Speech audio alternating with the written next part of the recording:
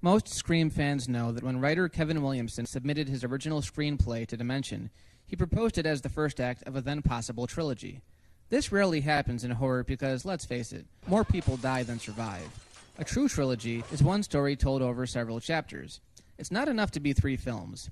Yes, technically that is a trilogy, but there are many trios out there that don't necessarily tell a single story, such as the original 3 Indiana Jones films, which are about the same title character, but hardly ever referenced each other, treating each film as its own individual adventure.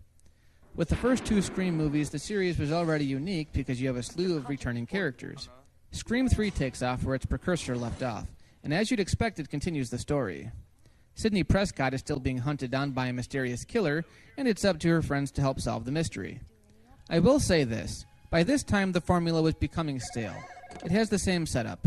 Someone makes a prank phone call, and within minutes, the victim dies.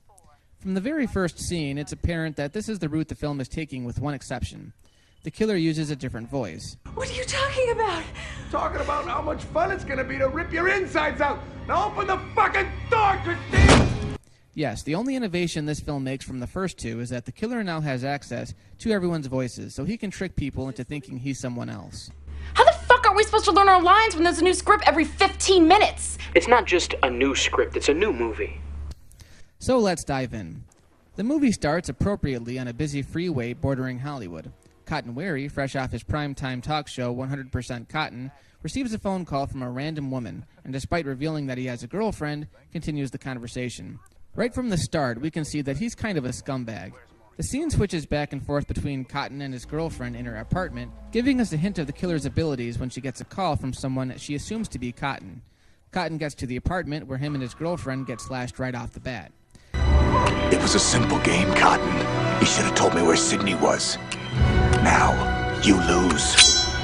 This hints at the possibility that some of the other returning characters are likely to get killed off too. We find Sidney is in hiding, working under a false name as a phone counselor for a women's crisis center. She has these hokey dreams about her mother coming back to haunt her. It's interesting to note that Sidney's backstory comes into play a little more here. In the first 2 films, Sidney's past with her mother was alluded to, but in Scream 3 we get a better picture of who Maureen Prescott was. Why'd you have so many secrets, Dad?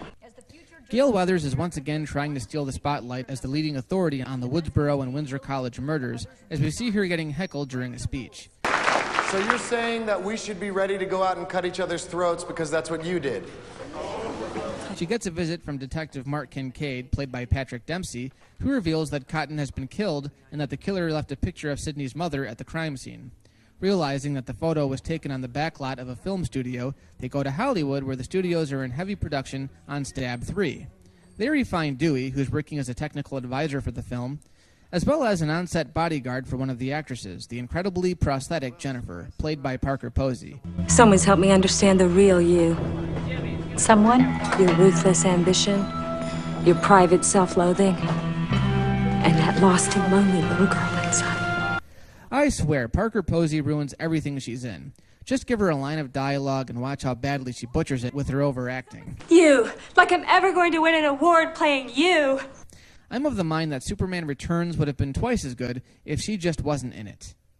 Anyway, getting jealous, Gale stalks the grounds until she's stopped by another overconfident Hollywood douche, Stone, who claims to be the official Hollywood authority. I'm the professional celebrity guard here. My resume lists Julia Roberts, Salman Rushdie, Posh Spice. You are the Hollywood hanger-oner. So after Jenny McCarthy and Deputy Douche get killed, production gets halted on the movie, and the actors sit around a mansion and sulk. They find out that the killer is choosing his victims based on the order they die in the movie script. All hell breaks loose when the killer strikes again. Jennifer realizes that her character, the on-screen Gale Weathers, is next on the killer's hit list and decides to trail the real Gale wherever she goes. Here's how I see it. I've got no house, no bodyguard, no movie, and I'm being stalked. Because someone wants to kill me? No, because someone wants to kill you. So now, starting now, I go where you go. That way, if someone wants to kill me, I'll be with you. And since they really want to kill you, they won't kill me. They'll kill you. Make sense? None.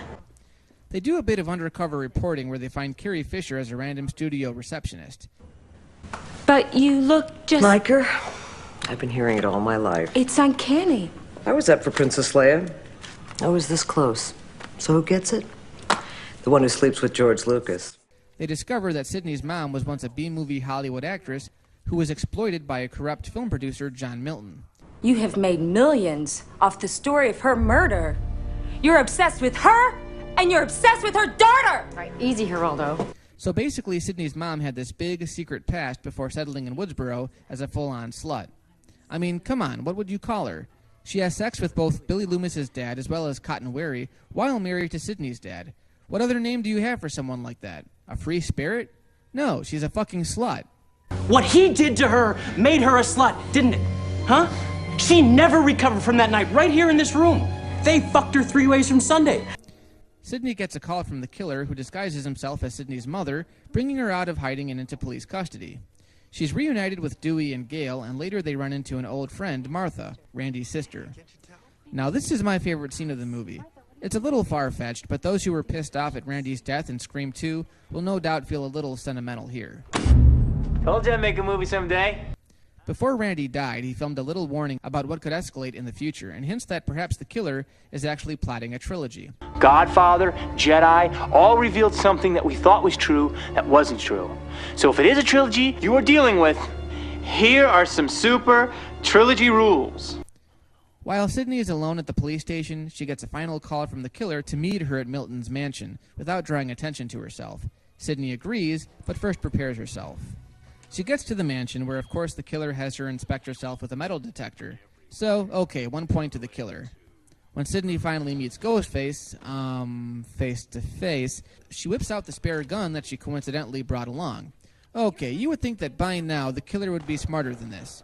So what we have is a really smart protagonist and a really fucking stupid killer. Okay, so for the first 2 Scream reviews, I avoided revealing the killers. But you know what? You can look this shit up on Wikipedia. So I'm going to spoil it. The killer is Roman, who reveals that he is Sydney's half-brother, cast aside by Maureen when she moved to Woodsboro. He was the one who showed Billy Loomis footage of her affair with his father, sparking his need to kill. It's melodramatic, sure, but it makes for an entertaining conclusion, and it's kind of bittersweet. The performances are all top-notch, and looking at it now, the humor does a decent job of leveling the film's darkness. It is much goofier than the first 2 movies, and I attribute part of that to the fact that they didn't go with Kevin Williamson's original story. Oh, you motherfucker! There are some moments that are genuinely funny, but at the same time, you have some parts that are really out of place. Parker Posey, for one, made it really hard to take what was going on seriously. Yeah, I know, it's a horror movie, but there's a fine line between comic relief and stupidity. Parker Posey is just sheer stupidity, and her overacting just didn't belong. As a matter of fact, it never belongs. Put her in a goofball comedy if you must, but not in the midst of a somewhat serious slasher movie. And honestly, did we really need a pointless cameo from Jay and Silent Bob? What does this add to the movie? Think about it. How many people at that point actually knew these characters? Remember, Jay and Silent Bob Strike Back wasn't out yet, and as far as I know, Kevin Smith still had a pretty small following. That's changed since then, sure, but I remember watching that scene in theaters with a friend at the time, not knowing who these guys were. Ironically enough, this was the movie that got me to discover the Kevin Smith library, so I guess I owe it that much. But how would you like it if, say, in the middle of the Lord of the Rings trilogy, for no reason, Jay and Silent Bob just happened to pop up as a couple of orcs? It's out of place, and Kevin Smith openly admitted that the only reason he did it was for the paycheck. All ranting aside, Scream 3 is easily the worst of the trilogy, but still an entertaining ride. I find it interesting how we genuinely feel bad for Sydney when she realizes that the killer just won't let up. You can't say that about too many horror films.